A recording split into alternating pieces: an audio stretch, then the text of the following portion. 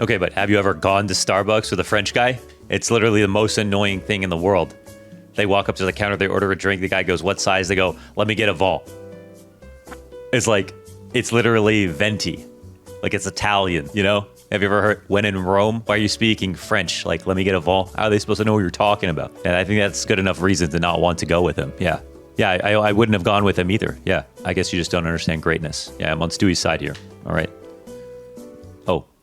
Hey, didn't see it. Listen, I gotta bounce. I was just taking a conference call with all the Stewie haters out there on my brand new Acezone Aspire headsets, best CS2 headphones on the market. Can hear these Stewie haters clear as day, but in one ear and out the other. Do you know what I'm saying? Because I'm here to talk about Stewie past 2020. But before I do that, I'd like to say we got the boxer shirts on sale 24 hours a day, 7 days a week. But not just that, as you just saw, the anime profile picture t-shirt, I've gotten DMs, thousands and thousands. Bring back the anime profile picture t-shirt. We did it. It's back on the store for a limited time on the pre-order, and we've got a hat to match. That one's brand new. Throw it in the cart. Order now. Wow, Launders here, Enlightened centrist, to talk about the good sides of Stewie2k. Able to fit 2 ads into the beginning of a video. How does he do it? And how is he going to convince you that Stewie is actually somebody to think of in a better light, all right? Some of you know I used to play with Stewie. I've got a long history of knowing him. So here I am, Enlightened centrist Lau, here to give you the correct, unbiased take on Stewie2k and why we should think of him as more than the guy who didn't want to go with Malik to Starbucks that one time and ended up becoming the guy to blow up the end of his CSGO career, turn everybody against him, go over to Valorant, and now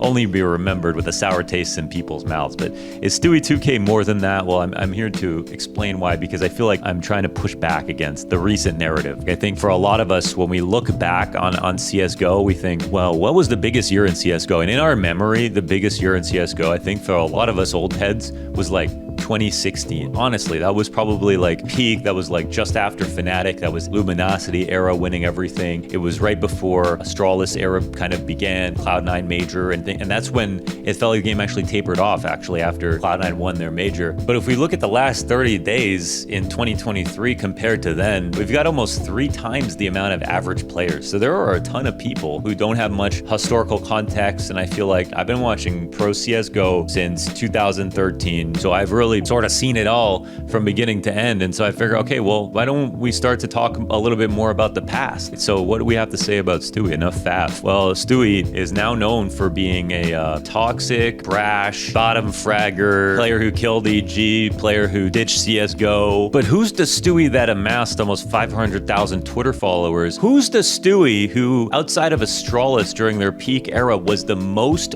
earning CSGO player of all time? That's right, out of the 5 players of Astralis, Stewie was number 6. Why is it that he's remembered so badly now? And how was it that he was so good back in the day? So the argument for Stewie was that up until the point that Twist won his second Grand Slam, Stewie2k was the most decorated NACS player by far. He had played on Cloud9, won us our only major. We had never won a major tournament in North America, and the big tier 1 win, actually to correct myself in the last videos, many of you rightly pointed out, was a Pro League victory with Stewie and Shroud on the same team. And since then, Stewie, of course, filled up the trophy cabinet. So let's talk about facts for a second, okay? Stewie won Boston. This was the hardest major run in history by rankings. When we talk about Boston, we have to talk about the fact that Cloud9 started 0-2 in the New Legends stage, came back, had to beat Astralis to successfully qualify through the New Legends stage, to get into playoffs, to have the hardest side of the bracket possible and the hardest grand finals possible. They had to beat G2 in quarters, who are ranked 5 at the time. They had to beat SK in semis, who are rank 1 in the world. And then they had to beat FaZe, who technically were favorites to win in Boston, by far the strongest team by individuals, making it the most difficult and lopsided grand finals victory of any team that's ever won. And so a lot of people regarded this as a fluke, and I think there is some merit to the fact that soon after, Cloud9, of course, disbanded, and there was a lot of conversations, and actually it's Stewie who illuminated a lot of the conversations around why, citing like a lack in motivation. But they did Boston, and And for Stewie personally to show that this wasn't a fluke with the 5 players that they had and the magic that they created, Stewie went on to play on Team Liquid. And Team Liquid at the time were doing still really well, but outside of a couple of tournament victories, had nothing close to what they got with Stewie. He came onto the team. They won that Mickey Mouse LAN iBuyPower Masters versus Strauss in the Grand Finals. And I'm not going to put too much stock into this because this LAN was so badly run that it meant one thing. But Stewie played really well in that. They got this first huge victory over their biggest rivals and one of their only in history. And then in 2019, as the year rolled on, they take 5 LAN wins in a row. They get Sydney, Dallas, Cologne, and Chicago to get the IEM Grand Slam with Stewie in the same year that he joins the team, meaning that this is the highest point that Liquid have ever been at. They reached #1 in the world and held that for 18 weeks straight, and then got the quarterfinals loss versus Astralis at Berlin, and then of course fell off from there. But these are the 2 peaks of North America in general. And Stewie is the winner of the only North American Counter-Strike major, and before Twist won his Grand Slam recently, was the only person to have both a Grand Slam and a major. And this goes one step deeper, okay? After the fall off from Liquid, and this is where things start to get a little bit sketchy for Stewie, MIBR calls upon Stewie to join MIBR. Tarek follows soon after. And so in between Cloud9 and Liquid, there was one thing interesting that happened. It felt like that this was going to be the complete downfall of Stewie2k after the downfall of Cloud9. A player that, again, is so popular that every small thing that happens to him is going to cause waves in the conversation. Love him or hate him, throughout Stewie's career, even though in the past year or so it's been so bad, it's always been like this with Stewie. He's always been very divisive because he's always been very honest in his interviews. He was 100% honest at all times. He just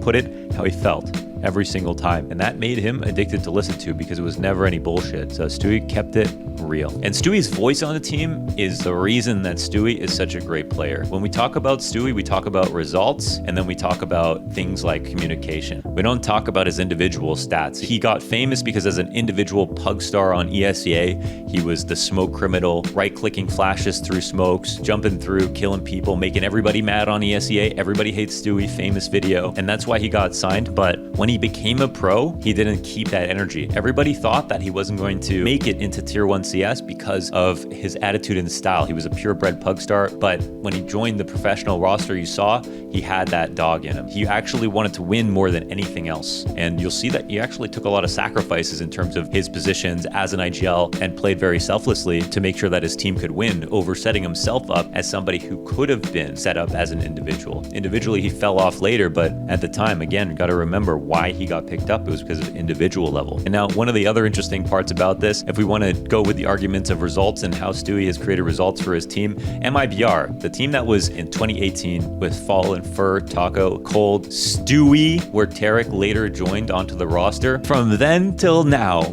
have won a single trophy. And guess who the lineup was? It was the lineup with Stewie and Tarek. So the only trophy in history that MIBR have won, Stewie won it. The only major that NA has ever won, Cloud9 won it with Stewie. The only era that NA has ever had, and the only Grand Slam that NA has ever had, Liquid had with Stewie 4 months after he joined the team. Do you need to know more? Okay, so that's why we cheer for Stewie. That's why we talk about Stewie as one of the GOATs in North American history. And now that that's all out of the way, I can talk about my personal experience playing with Stewie. Some people know that he actually played for boxr, okay? At one point in history, I got second place in CEVO main, and I had CEVO Pro placement coming up, and Stewie was so good and open, by the way, that even with my team who were playing in main, we actually asked Stewie to play CEVO P with me because he was already burgeoning on this point of getting called up to go play with Ochin, which he would actually go to from playing with me. Great moment here from Stewie, an amazing clutch to show how good he was, even when he was an open player,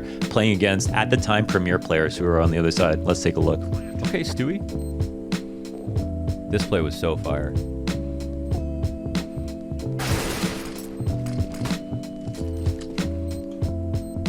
He was doing 2018 shit here. You're a fucking legend, Stewie. Woo! So there, you could see it, man. There were moments where I, as the IGL for the roster at the time, I was low on ideas, and I remember respectfully, Stewie came in and said, hey, if you don't mind, I can call this round. And he came through with the most detailed call with names for everybody to do what they needed to do. And we won the round off the back of Stewie's one call. And that's when I learned firsthand the absolute value of somebody who is a good support caller. Big difference from being able to know what to do and execute it live, okay? So it was no surprise to me that he went on to improve every single lineup that he played on because of his communication. And so people are like, okay, this is a Stewie who sounds like such a great guy, but obviously he's kind of an asshole, isn't he? So where's the asshole? Well, I'll tell you one thing, all right? There was one call that he made when we were playing on Inferno, and it was a play that he wanted us to go through a smoke. Go figure, all right? And when we made this play, I thought that he wanted me to go through the smoke. And so we set up on banana and we do the exec through the smoke. I go through the smoke. I'm not comfortable. I die. Stewie gets the trade. We lose the round. Stewie, after the round, goes, bro, it was supposed to be me who goes through the smoke. What's up, bitch? If you play CS, you understand how funny that sounds, right? Look, why doesn't the guy in front just do it? And the reason was because Stewie was so confident that he was the guy who could make plays like that he saw the difference between a win or lose in that situation and putting himself in front because he knew he was good enough to do it. So Stewie, in my experience, was a guy who definitely wanted to win. And the first time I ever met him, it was on ESEA. I was a YouTuber at the time. Stewie knew who I was. And we were playing on Nuke versus just a random pug. And Stewie in all chat goes, oh, Launders, I'm going to beat you. Everyone was having a good time. His two teammates who were randomly queued with him, they were in the chat and going, ha, like this is gonna be so fun, like, good luck, guys. And then we played the game, and I remember we grinded this one out. It was actually insane. Stewie top fragged on the opposite team, and we ended up winning 16-14 over Stewie. And I just remember seeing in all chat his two random teammates that he queued with go in all chat and say, this guy's a fucking asshole. Talking about Stewie, and I didn't hear the communication, but I remember just thinking like, damn, okay, this kid, he's trying to be charming, but he actually wants to win really bad. And then we had an ESEA scrim team called Just Make It Fast. We would queue and play against like main teams who were scrimming at night just for fun. And when we would play with Stewie, they would kick us out of the scrim. A lot of people thought that Stewie cheated. Shroud thought that Stewie cheated. When Stewie used to stream snipe him and beat him in pugs, that's how Stewie got attention. And so Stewie was this kid who was insanely active. He lived this game. He earned his opportunities by networking, constantly messaging, social climbing, moving up, getting chances to be able to prove himself. And then when he became a pro, showed that he was ready to be a professional. And of course, he stretched himself so thin. And in my opinion, what he did wrong was that Stewie could not be a primary opper. He's a great hybrid. Stewie could not be a primary caller. He's a support caller. And when it came to the point that he got stretched so thin that he became a primary IGL, his calling was not good enough to support our whole team. If he had a player beside him who was a thoroughbred IGL that could take over that role, that would have been a much better situation. And when Liquid was playing in 2019, they had such a crazy style. Everybody playing super fast and aggressive and crazy, and that was just Liquid's energy, and they just all were on the same page, but they had the right players to do it. So I'm not surprised they weren't able to replicate it. I'm not surprised things got ugly for Stewie after losing a roster like that, but I'm also not surprised that he did win so much when he did. Stewie is still in 2023, 25 years old. He's already done everything in the game, beat the game and come back and left. And if he comes back to CS, I'm not going to bet on the fact that he can grind through to get back to where he once was, but if he can help multiple players, multiple teams play CS in a good way and help us get off to a flying start in CS2, I think that'll be the best way to not only earn back the goodwill of the community, round out his legacy and be talked about in a good light, but also just have the most amount of impact possible as a player in North America. And I know that he's still, as a 25-year-old, still ready to game. So I think as long as he matures, of course, and he can bring his experience and knowledge about not just how to play CS, but to play under pressure, how to win, how to play as a good team, how to have good communication, then I think we could see Stewie add a lot of value, really recover his image. I'm rooting for that more than anything else because he's already done it all. Definitely one of the greatest of all time and still very young.